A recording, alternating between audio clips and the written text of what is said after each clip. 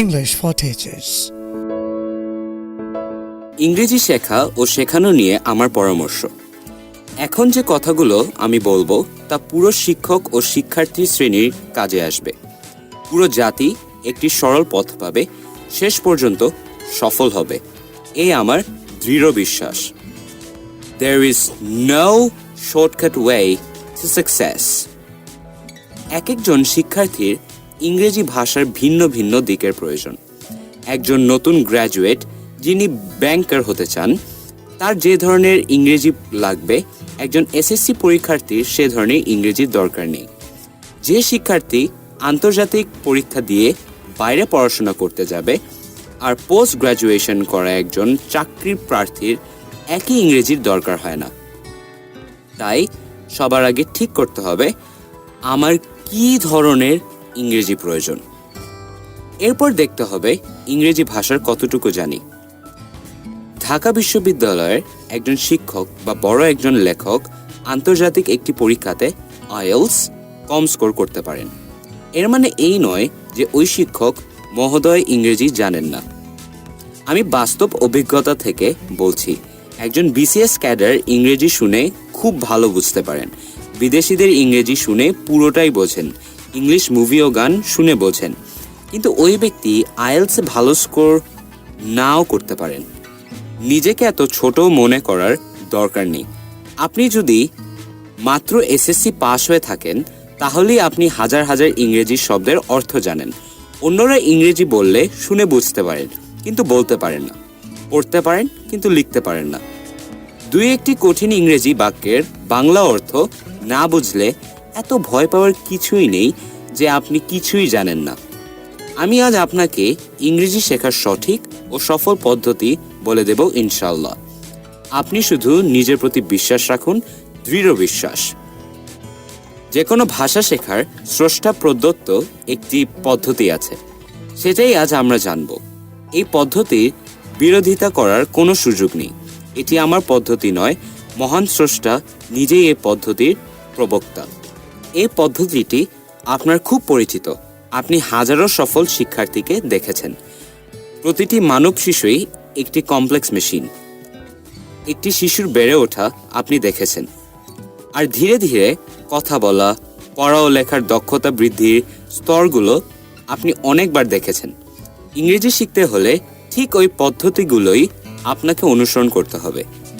একটি শিশু প্রথম 1 বছর শুধু শুনতে থাকে, মুখের দিকে তাকিয়ে থাকে, দুই একটি শব্দ দিয়ে কিছু বলতে চেষ্টা করে, এরপর না বুঝেই ছবি দেখে পড়ার চেষ্টা করে এবং শেষ পর্যন্ত লিখতে শেখে। দেখেছেন নিশ্চয়ই, শিশুটি প্রথম শোনে। নোয়াখালী এলাকার শিশু নোয়াখালীর উচ্চারণ শেখে, বরিশালের শিশু বরিশালের উচ্চারণ, সিলেটের শিশু সিলেটের উচ্চারণ শেখে। কেন? আমাদের বলা নির্ভর করে শোনার উপর। শোনা হচ্ছে ইনপুট আর বলা হচ্ছে আউটপুট। তাহলে স্পোকেন ইংলিশ শিখতে হলে কি করতে হবে? আপনি বলুন তো। হ্যাঁ, ঠিক ধরেছেন, শুনতে হবে। কি শুনতে হবে? ধ্বনি, শব্দ, বাক্য শুদ্ধ উচ্চারণে শুনতে হবে। আপনার লেভেল অনুযায়ী শুনতে হবে। শুধু বাক্যের অর্থ বুঝতে চাইলে স্পোকেন ইংলিশ শেখা হবে না। ইংলিশ সাউন্ডস আয়ত্ত করুন। ইংলিশ গান শুনুন, মুখে আওড়াতে থাকুন। ইংলিশ মুভি দেখুন, থামিয়ে থামিয়ে ঠিক ওদের মতো বলার চেষ্টা করুন। ইংলিশ বক্তৃতা শুনুন, দেখুন, থামিয়ে থামিয়ে ঠিক ওদের মতো বলার চেষ্টা করুন। প্রথমে আপনার লেভেল অনুযায়ী সহজ ও বোধগম্য ইংরেজি শুনুন। একটু কঠিন ইংরেজি হলে সহজ ইংরেজি অর্থ ও বোধগম্য না হলে বাংলা অর্থ শিখুন। শুনুন, উচ্চারণ করুন, উপস্থাপন করুন। এরূপ একটি কোর্সেই ফেলতে পারেন। সাহায্যের জন্য 01765049900। আপনি কিন্তু বেসিক শব্দগুলো জানেন। ইন্টারনেট, মুভি ও গানের স্ক্রিপ্ট পাওয়া যায়।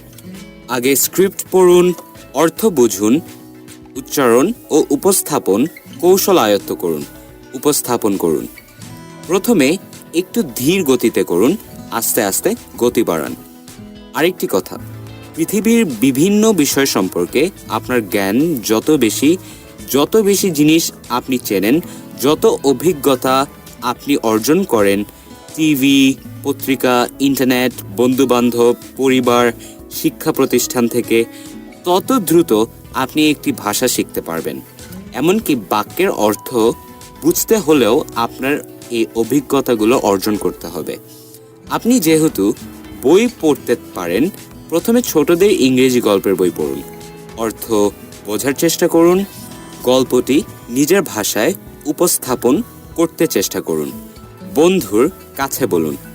ইংরেজি ভাষা একটি সমুদ্র, 10 অথবা 20টি বই পড়লে কিছুই হবে না। এটি একটি চলমান প্রচেষ্টা এবং প্রক্রিয়া। এই ভাষা শেখার গুরুত্ব আপনি না বুঝলে আপনার চেষ্টায়ও ভাটা পড়বে। আপনি হাই স্কুলের শিক্ষার্থী হলেই চলবে, কমপক্ষে 1 বছর লাগবে একটি ভালো পর্যায়ে পৌঁছতে। আমি যতটুকু শিখেছি তাতেই 15 বছর লেগেছে। এটাই সত্য, এটাই বাস্তব।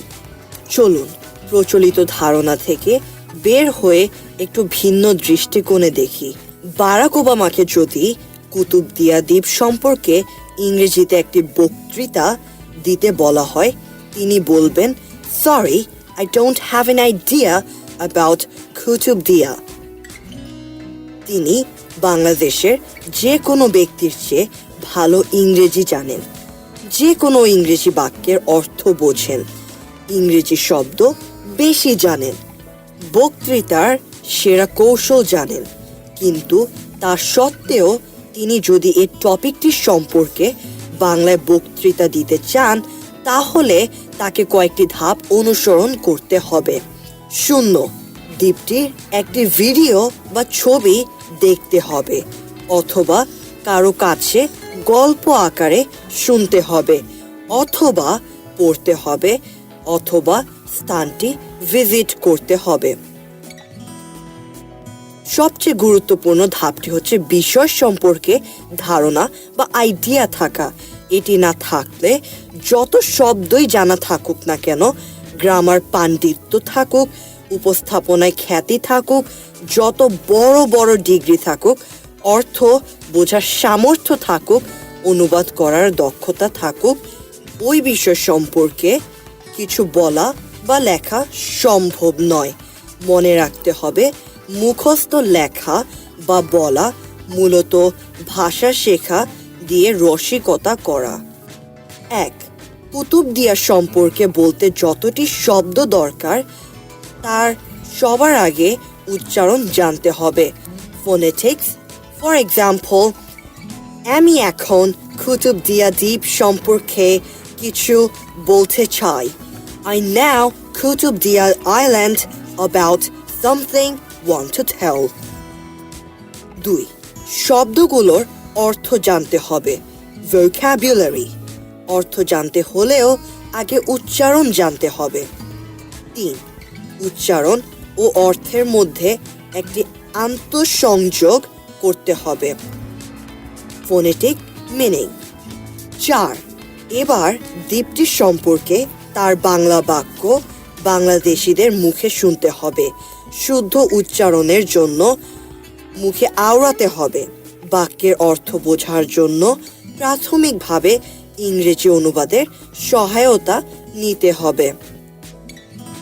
আমি এখন কুতুবদিয়া দ্বীপ সম্পর্কে কিছু বলতে চাই। I now Kutubdia Island about something want to tell. 5, এবার তাকে বাংলায় বক্তৃতা দেবার নিয়ম কানুন দেখে আয়ত্ত করতে হবে। 6, এবং শেষ পর্যন্ত তিনি কুতুবদিয়া দ্বীপ নিয়ে একটি বক্তৃতা দিতে পারবেন। একই নিয়ম আমাদের জন্য প্রযোজ্য। বারাক ওবামা যদি কুতুবদিয়া সম্পর্কে একটি রচনা লিখতে চান, তাহলে তাকে 6 নং ধাপের পর 7 বাংলা বর্ণমালা জানতে হবে। 8, বর্ণ দিয়ে শব্দ তৈরি করে লিখতে পারতে হবে। 9, এরপর বাংলা বাক্য তৈরি করে লিখতে হবে। 10 রচনা লেখার কৌশল জেনে শেষ পর্যন্ত লিখতে হবে অর্থাৎ লেখা লিখতে চাইলেই সবার আগে ছবি ভিডিও দেখা আইডিয়ার জন্য উচ্চারণ ও অর্থ শেখা শব্দের জন্য বলতে পারার কাজগুলো করতে হবে কারণ যা আমরা বলতে পারি তা আমরা লিখতেও পারি